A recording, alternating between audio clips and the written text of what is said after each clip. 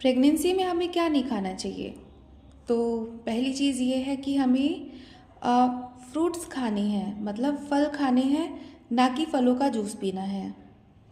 दूसरी बात, cake, biscuits, समोसे, कचौरी, मोमोज़, बर्गर, पिज़्ज़ा, ये सारी चीज़ें हमें नहीं खानी हैं।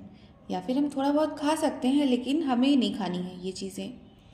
थर्ड थिंग क्या है कि हमें कच्ची सब्जियां नहीं खानी। हमें जो कुछ भी खाना है ना, वो पका के खाना है। कोई भी चीज़ को पका के खाना है।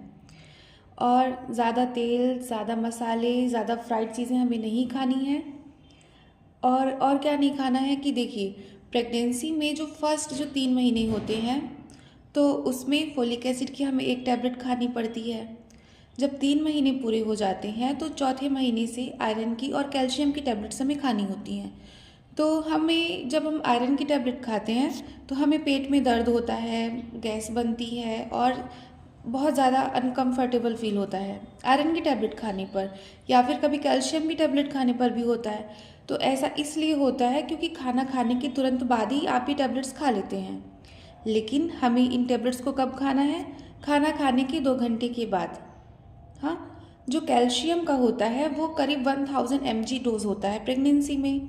तो हमें कैसे खानी है? जैसे मॉर्निंग में हमने ब्रेकफास्ट कर लिया, तो ब्रेकफास्ट करने के बाद अगर 8 बजे ब्रेकफास्ट कर लिया है तो हमें करीब 10 बजे तक हम एक कैल्शियम की टैबलेट खा सकते हैं।